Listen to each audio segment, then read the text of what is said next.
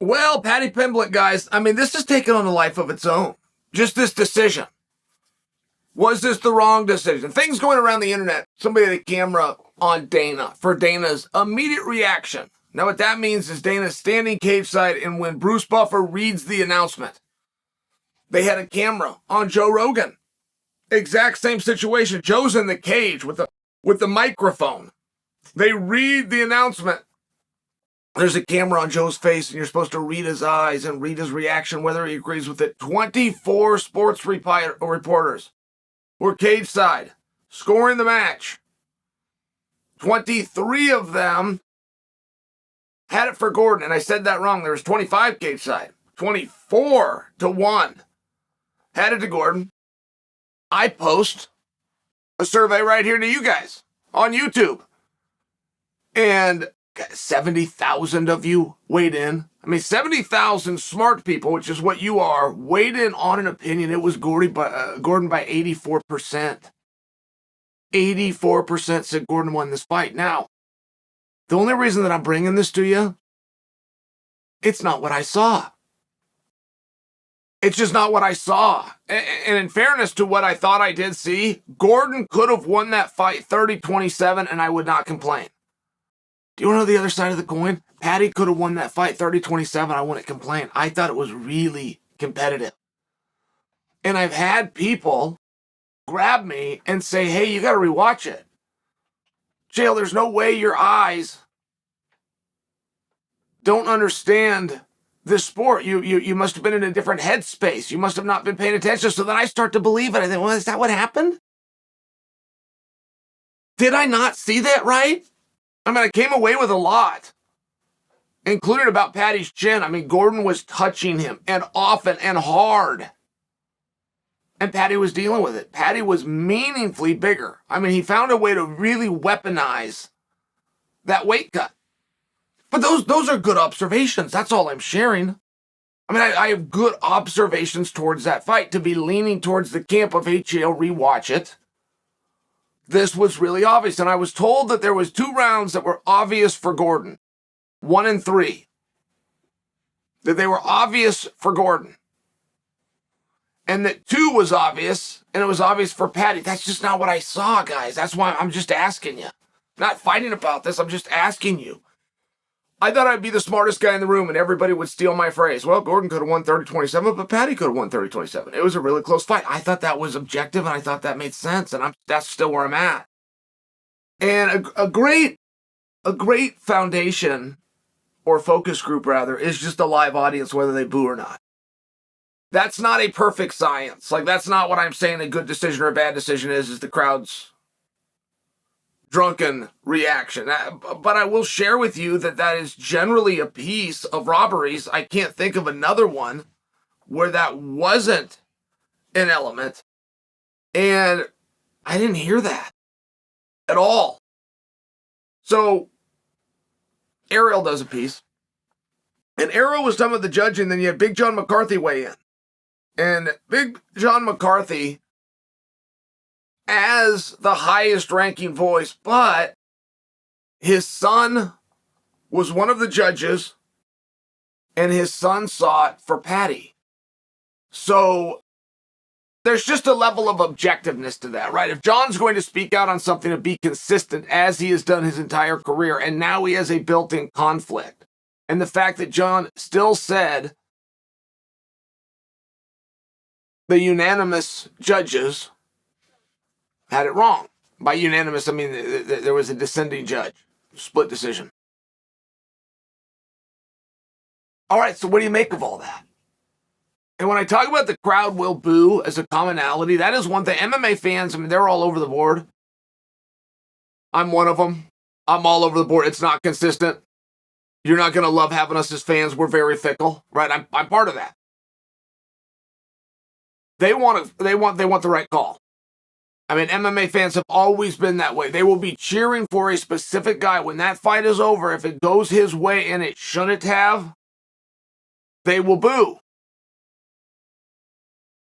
That's not science right there, what I'm saying. That's possibly not even a great piece of evidence, but it's one that I'm bringing to you because it helped to support me when I was at home on the couch, not knowing who won this fight and knowing it could be 30-27. Either way. I think the crowd was just as confused and lost. Joe Rogan looked surprised. I think Joe Rogan has weighed in on this. I think I saw a clip where he weighed in on it. I didn't catch his piece yet.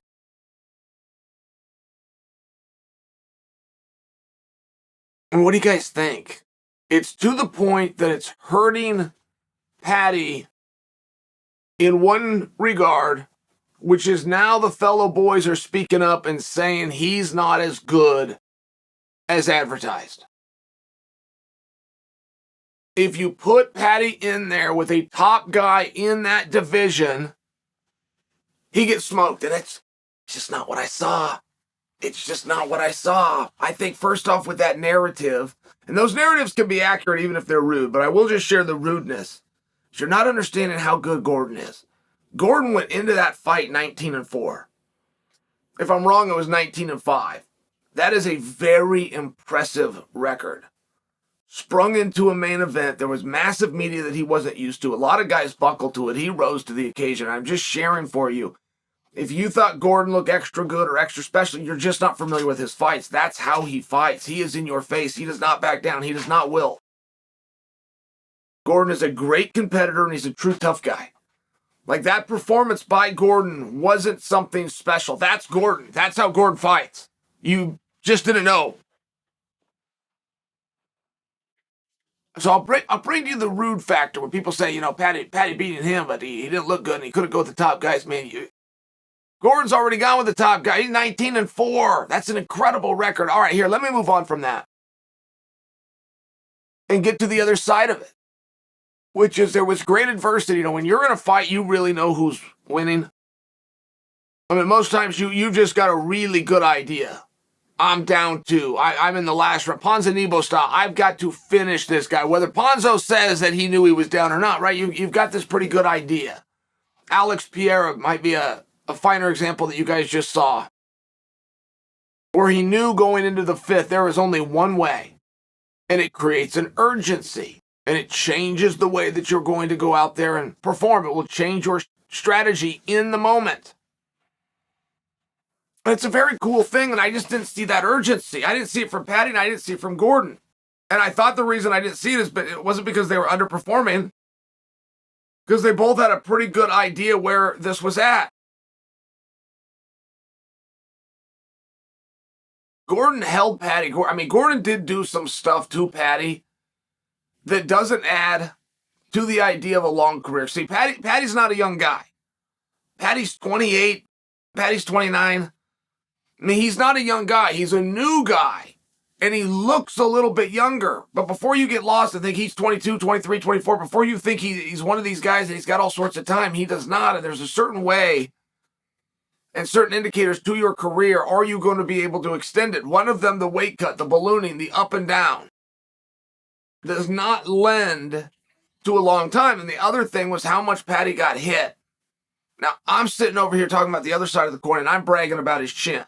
I'm bragging about his jaw. I thought he could take one hell of a punch. But the other side of the coin is you don't get stronger in these fights. It is a massive misconception. He's got the experience factor. Experience is a bad thing in MMA. You've only got so many bullets, and when you fire them, you are done. But that goes defensively as well. You take those shots on the chin, your chin doesn't get better. It gets weaker every time you take one of those. And Paddy took a lot of hits. He took them very well. He's got a hell of a jaw. I'm just sharing with you. We're not in a situation with Paddy where we can continue to take a bunch of time. This is not a young man. He's had over 20 fights. And if you see something like that, the guy's weight is yo-yoing, and then he's taking a whole bunch of shots on top of that. It's one of these things where when you're talking about what's next for Paddy, well, the typical school of thought is we're just going to keep it in the same pool that we're at. Little lesser known guy, little less pressure, keep him out of a main event, don't have those championship rounds, let him sell a whole bunch of tickets, have some fun at a press conference. That's a theory that you do need to go with from a level of responsibility. For sure, at times with guys, and Paddy would appear to be that. I'm just sharing with you, he's not the young guy you think he is. He doesn't have a decade left in this sport. He doesn't have close to a decade left in the sport. It is time to get on with it and get on with it now. When you're talking about what's next with Paddy, keep him away from the top guys, well, let's test that theory. I think he's a hell of a lot better than he's getting credit for. I think one of the reasons he's not getting credit for it is you guys are misunderstanding how good Gordon is. Go familiarize yourself with Gordon. You're asking me to go rewatch the fight. That's fair, but I'm asking you to go familiarize yourself with Gordon. Let's all come back. Let's have this conversation one more time.